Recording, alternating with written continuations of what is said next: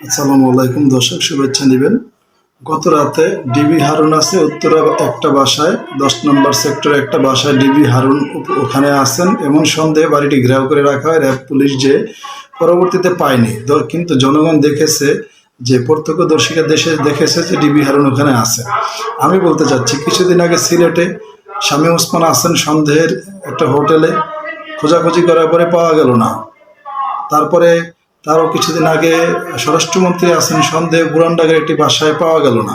আসলে কি পাওয়া যাচ্ছে না, না পাওয়া যাচ্ছে কিন্তু ধরতেছেন না তাদেরকে?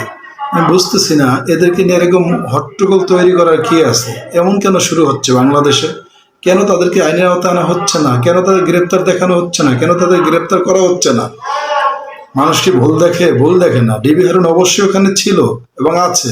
যে কোনো কারণেই হোক, আইন শৃঙ্খলা বাহিনী হয় তাকে গ্রেপ্তার করেনি, না হলে তাকে প্রকাশ করেনি। শামীম ওসমান ওখানে ছিল, ওই হোটেলে ছিল, কিন্তু বের করা হয়নি তাকে। তারপরে স্বরাষ্ট্রমন্ত্রী আসাদুজ্জামান কামাল, তাই সে ওই বাসা ছিল, মানুষ দেখেছে, কিন্তু দারোয়ান বলেছে যে আপনারা পুলিশকে খবর দিন, আমরা দিয়ে দিব, হাতে তুলে দিব। কিন্তু এর মধ্যে তাকে বের করে দেওয়া হয়েছে, অথবা গোপনে রাখা হয়েছে, দেওয়া হয়নি, অথবা ধরা হয়নি, অথবা তাদেরকে কোনো না কোনো অদৃশ্য শক্তির কারণে তারা পার পেয়ে যাচ্ছে। নয়তো তাদেরকে ধরা হচ্ছে না, অথবা তাদের গ্রেপ্তার দেখানো হচ্ছে না। আমার স্পষ্ট, খুব ক্লিয়ার, আমার বক্তব্য খুব স্পষ্ট। সেটা হচ্ছে, অবশ্যই আপনাদের উচিত, আইন শৃঙ্খলা বাহিনীদের উচিত এদেরকে ধরা, এদেরকে গ্রেপ্তার করা, এদের গ্রেপ্তার করে আইনের আওতায় আনা। এভাবে কতদিন? আজকে 1 মাস হয়ে যাচ্ছে, এখন পর্যন্ত এরা গ্রেপ্তার হচ্ছে না। এরা গ্রেপ্তার হবে কবে? ইন্ডিয়া পালিয়ে যাওয়ার পরে? কি করতেছে আমি বুঝতেছি না। বাংলাদেশে কি হচ্ছে? এখনো কি শেখ হাসিনা স্বৈরাচার দেশ চালাচ্ছে? কি হচ্ছে এগুলা?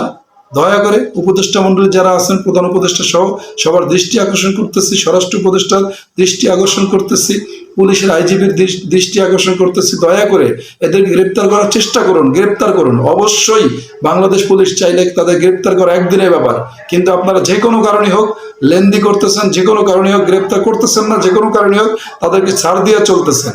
এভাবে করতে করতে যখন তারা ইন্ডিয়া চলে যাবে, দেশের বাইরে চলে যাবে, তখন তাদেরকে ধরবেন? কি শুরু করছেন আপনারা? এখনো পক্ষপাতিমূলক আচরণ, বৈষম্যহীন সমাজে এখনো আপনারা বৈষম্যের তৈরি করতেছেন। এখনো আপনারা এমন সুবিধাভোগীদের ছত্রছায়ায় আপনারা রাখতেছেন। এগুলো কি হচ্ছে?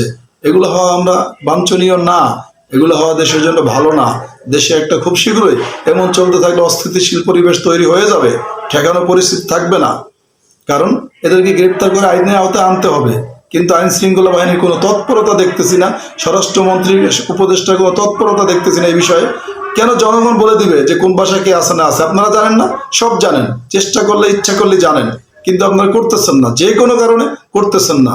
সব কারণগুলো বাদ দিয়ে, অজুহাতগুলো বাদ দিয়ে, এই ধরনের স্বৈরাচারের দোষর যারা ছিল সবাইকে আইনের আওতায় আনেন। যার যে অপরাধ অনুযায়ী শাস্তি দেওয়ার ব্যবস্থা করুন। দয়া করে কমেন্ট করে জানান, ডিবি হারুনকে আপনারা দেখতে চান কি চান না? ডিবি হারুনকে কি মুক্ত আকাশে ঘুরতে দিবেন, নাকি ডিবি হারুনকে আইনের আওতায় দেখতে চান? এই ডিবি হারুন অত্যন্ত ন্যাক্কারজনকভাবে সরকারের চামচামি করেছে, বিরোধীর উপর দমন পীড়ন চালিয়েছে। আপনারা ভালো থাকেন, সুস্থ থাকেন।